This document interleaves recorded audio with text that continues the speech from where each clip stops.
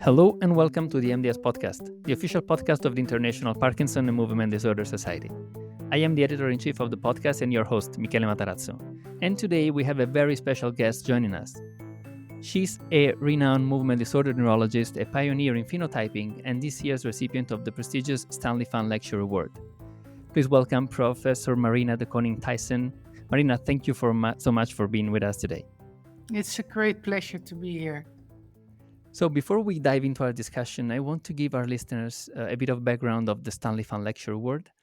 This award is one of the highest honors in the field of movement disorders, recognizing exceptional contributions to our understanding and treatment of these very complex diseases and conditions. Just to give a few names of previous recipients of this award, we can find Tony Lang, Andrew Lees, Eduardo Tolosa, Kailash Bhatia, or just last year, Caroline Tanner. And I'm not mentioning many other distinguished awardees just for the sake of time. So congratulations on receiving this well-deserved recognition. What does it mean to you to be part of this highly selected list of people who contributed so much to our field? Yes, well, I must say I'm extremely honored. I mean, at the end, you're doing your work and you enjoy it, and many people spend a lot of time on what they're doing, and then you are the one who gets this award, which feels very much like an honor and rewarding for all the work that I've done. And I did it with great pleasure, and that then my peers decide that it's the top level. That really means a lot to me. Of course. And now, Marina, during the upcoming Movement Disorder Congress, you'll be delivering the lecture, which, as I understand, is going to be on the pleasure and importance of phenotyping. Could you give us a brief overview of what you'll be discussing during the meeting?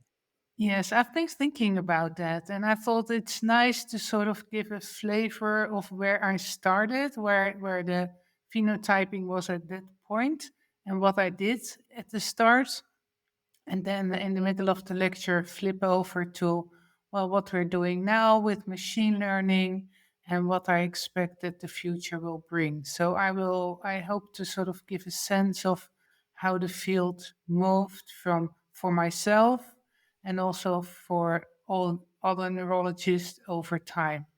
That's when you get older, then there is a time difference from the beginning and the end. So that's nice to give a bit of a flavor of that.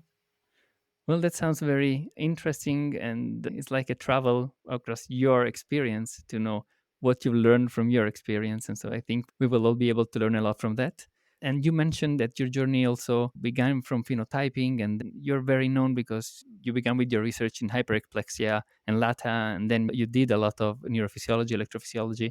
Can you share how all of these early experiences and all of these tools that you've used, how they shaped your approach to research and clinical practice? Yes. Well, for me, as you said, I started with hyperplexia. That's a very rare disorder where patients have an excessive startle reflex and then get stiff and fall on the ground. And I had the privilege to study one of the first families that was described. It was a large family that my professor at that time, Professor Bruin, was the original describer of that study. And well, what I noticed is that I learned so much from talking to the patients and looking about how they moved and what happened. And from that on, we developed a plan and we measured them with electrophysiology, measuring the starter reflex. And then at that time, genetic was coming up. So around the time I started my research, they found the gene for apraxia. And then it was very interesting because within that family, there were two types this full type with startle, stiffness, falls, and stiffness when they were as a baby. But there were also members in that family who only had an excessive startle reflex. And we learned from that by talking to them. And then we measured them and we did genetics. And it turned out that they had a different sort of reflex and they had not the gene. And that learned me that you have to listen very carefully and look about how they walk, about how they move. And that tells you a lot about also these more complex backgrounds like electrophysiology and genetics. But you can use those to sort of support support what you're finding in the clinics. Hmm. And then over time, because I did this startling, it was interesting because many neurologists in the Netherlands then sent me patients who startled in some way. So I came across many very interesting rare patients, like patients with paroxysmal kinesiogenic dyskinesia that were luxated by startle, patients with epilepsy that were luxated by startle. So I had this whole range, and just by talking to the patients and learning from them and measuring them, that gave me so much insight about what it all meant and what the difference were, and that was a great pleasure. And then after a while, I had a grant to go to Indonesia because I've been always been fascinated by the jumping Frenchman of Maine. It's in Maine and in Lata in Indonesia. And that gave me the chance to measure those patients as well and talk to them with a translator and measuring the starter reflex. And that gave me so much insight about the whole spectrum. And that's what I really enjoy doing. That's great. I think we can learn from all of this the importance of observation, which is obviously something that all of us who dedicate ourselves to movement disorders, we know how important it is to look at patients, but also listen to them very carefully and the way of carefully selecting tools that can be helpful. Yes. Because in your case, electrophysiology, and depending on the phenotype and on the observation, electrophysiology, neuroimaging, or other different tools can be applied and useful to what we are seeing and listening to. And actually, you were mentioning before that now you're these days you're applying something newer and very promising, which is artificial intelligence and machine learning to the phenotyping process.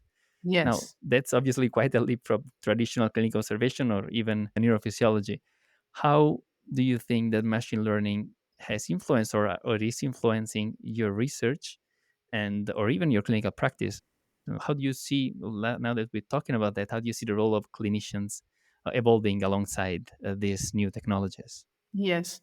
Well, there is a very nice paper from Mark Edwards and Anna Sitnak, and they wrote about the importance of phenomenology, so the clinical phenotyping, because these days we all tend to say, okay, we go for the genetics because from genes you can get different phenotypes, but different genes can give the same phenotype, so we should stick to the genetics.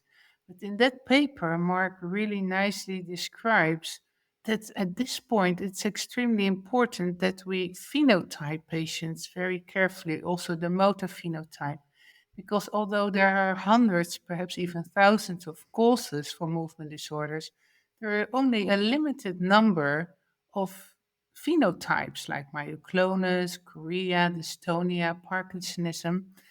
And so somehow all these different causes converge to these few phenotypes. And at this moment, it's hard to develop like treatments based on the genetic part that might come in the future, but not now. At this moment, we mainly focus on treatment on the clinical phenotype, and that can learn us a lot about the circuitries that are involved. So I think it's very important to classify the patients properly with their immunology. And saying that, I think that what we're currently doing is a big project where we phenotype groups of patients where we do EMG, accelerometry, and video. And then we have in each group, we have 20 patients with a single phenotype like cortical myoclonus, essential tremor, or dystonia, and we focus on the arms. And I don't think that these tools will replace the phenotyping that the clinician does, but the aim is to support the clinician because, as you also know, it can be quite hard to differentiate. And Mm. then, if you on a clinical basis think, well, I think this is a tremor, and the machine tells you, well, I think for 80% this is a tremor based on different features that they found, then you are supported in your clinical idea.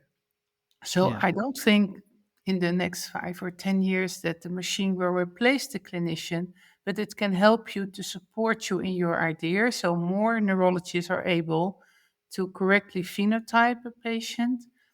And another thing that is very important from the clinical side is when you learn the machine, and if you put it simple, you have to put in the right patients.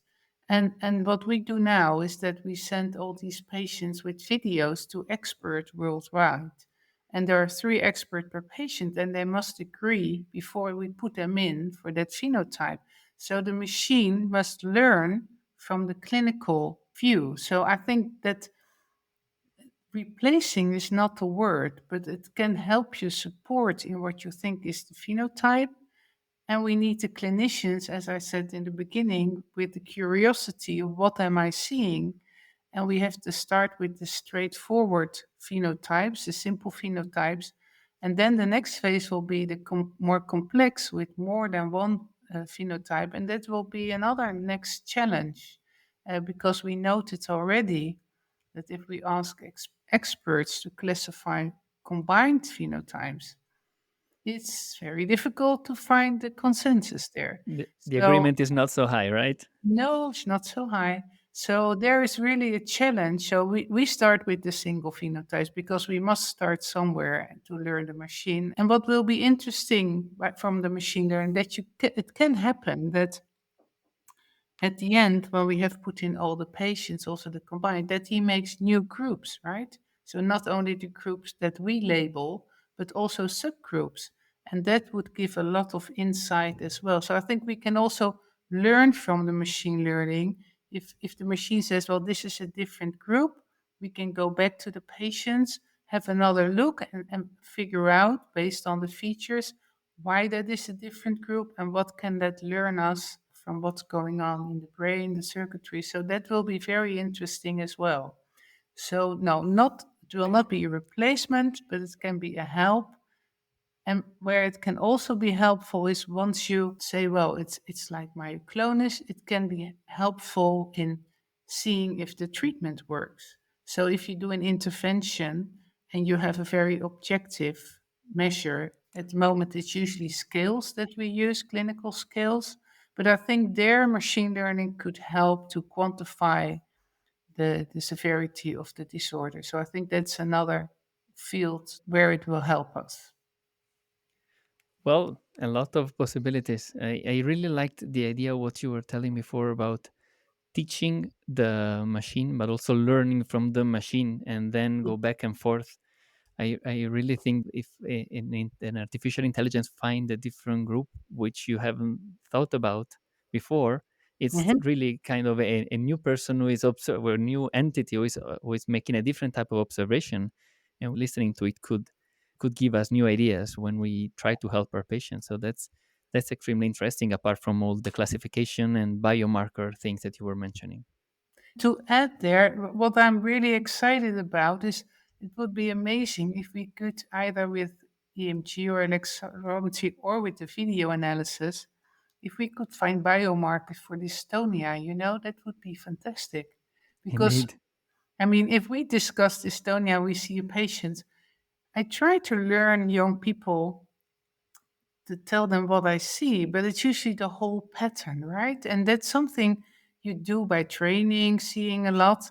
But at the end of the day, someone has to say, is it dystonia, yes or no? And what you notice, the older you get, they give you more credits, right? But I'm not sure if I'm always right. If we could have biomarkers there to support us, that would be very helpful as well, I think. Great. Now, changing a little bit the topic, I want to talk about a little bit about your career. I mean, you're receiving this award for all you've done so far. So, now, looking back over your career, how do you think that the field of movement disorder has evolved since you first started? And where do you see it's headed in the next decade? And how do you think you will contribute to this Mhm. change?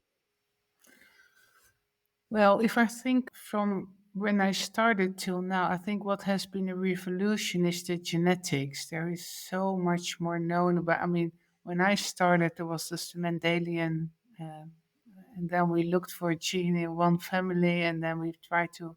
Well, we still do that, but I mean, that's for the geneticist, it's easy going.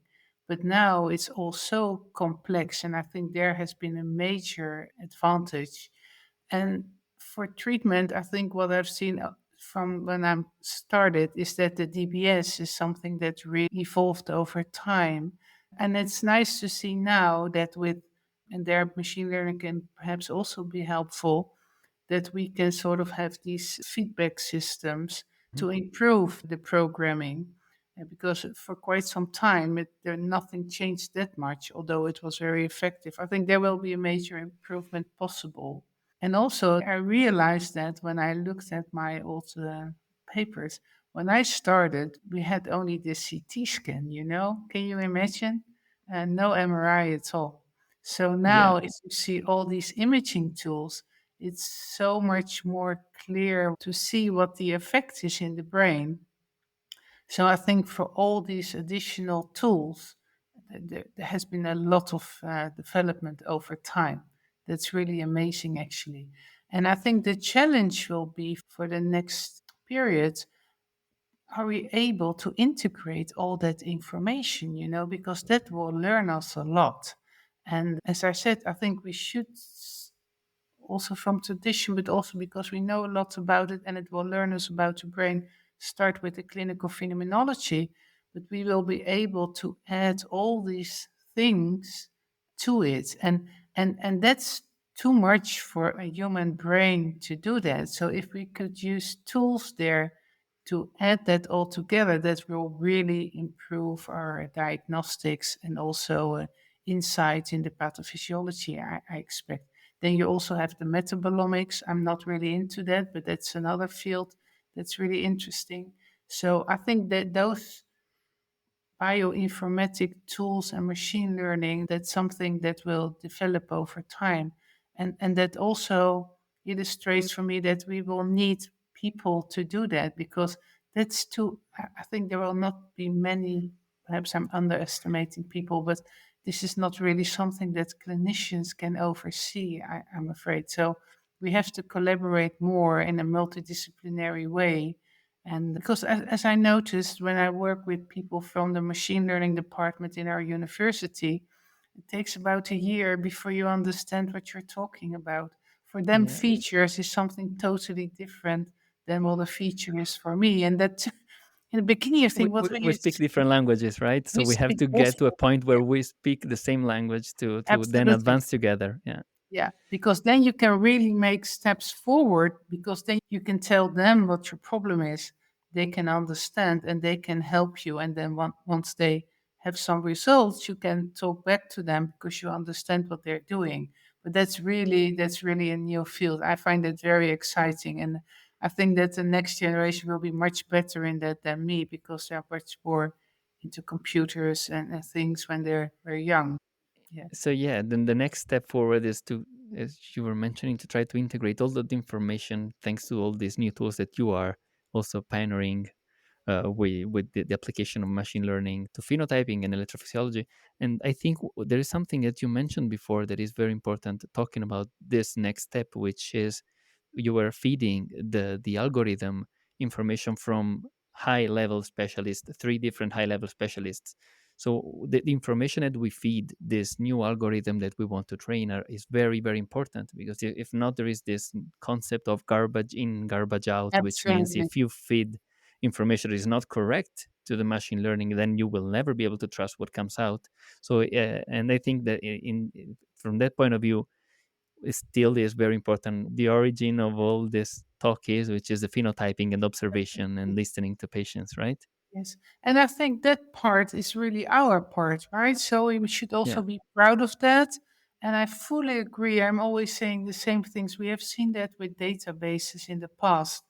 If you just let it all go in, then there is always garbage in, garbage out. So you also with databases, you must have uh, good clinicians putting them in because Yeah. then you know what goes in is right for as far as you can know. But that's very important. And I think in that way, clinicians are very, and also, like I said in the just before that, we treat based on the phenotype, right? So we also have this experience about what is the effect. And I think that's very valuable and that is not replaceable by a machine, but it can help and support us.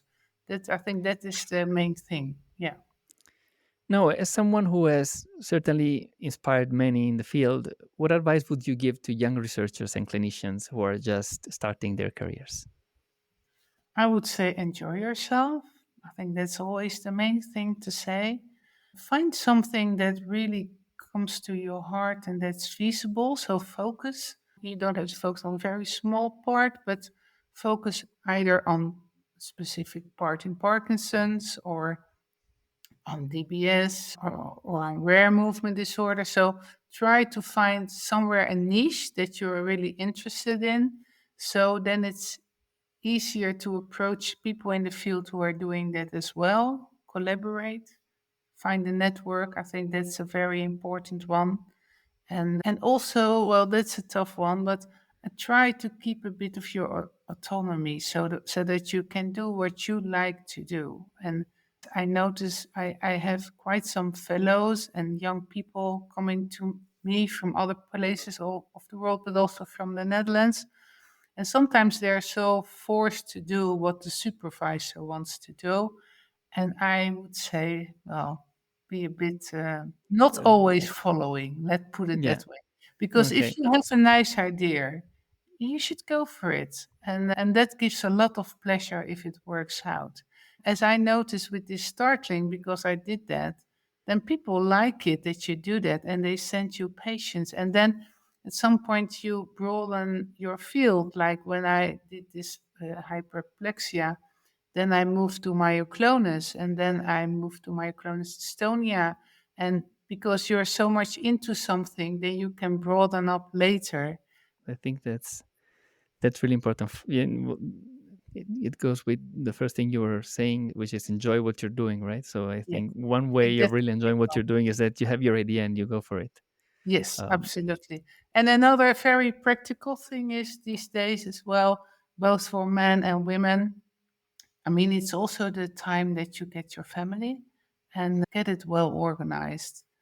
Even if it costs you money, just do it because, well, then you have quality time with your children. And I think that's also an important part these days because in the old days, it was more traditional, but these days it's both people, both mom and dad are working. And then, well, make it yourself as easy as you can for the practical part. And that. I think that's a very important thing. Yeah. oh, definitely. Yeah. Now, and I know that you have still a lot to contribute, but I would like to ask you one question, which is in the future, what do you hope your legacy will be? Well, what I hope is that I've trained a lot of people over the years and that they will bring the field forward. I think that's my main goal. And I also notice now, because, well, I have to get this prize now, so this is really high level, that I sort of start doing more and more. I always did that to facilitate young people and to help them get grants and things like that, positions, because I think that will be my legacy that they learned from me and take it forward. Because you can Hmm. never have a legacy. I mean, things change over time. So I hope they remember me as well, that I push them forward. Facilitator, right? Facilitator. I think that's the main word. I like that very much. Yeah. That's great, Marina. Thank you so much for sharing your insights and experience with us today. It's been a fascinating conversation, and I'm sure that our listeners have gained a lot from it. Is there anything else that you want to share with our listeners before we close the interview? Well, I would say that you are a great example of how it should go, right? You're ambitious, you're having fun. I've seen you once in Groningen dancing with all of us, and I think Indeed. you're doing great. And you're also having a family, and you're still doing all these things. And especially, like I said, you show that you're having fun, and I think that's the main thing. So I would like to add that. Thank you so much. I mean, that means a lot to me, obviously. So thank you very much. You definitely have been an inspiration for myself personally. So thank you personally. So I know there are listeners and audience here, but it's good to have this personal moment between you and us. So thank you. Before we sign off, I want to remind our listeners that Professor Marina de Koning Tijssen will be delivering the Stanley Fahn Award lecture at the upcoming Movement Disorder Congress in Philadelphia on September 28th, 2024. Be sure to attend if you can, if you're there. It definitely promises to be an enlightening session. Thanks for listening, and thank you, Marina. The views and opinions expressed by the participants in this podcast do not necessarily reflect those of the International Parkinson and Movement Disorder Society or their affiliated journals, Movement Disorders and Movement Disorders Clinical Practice. Any disclosures of the participants can be found within the episode description located on the MDS website.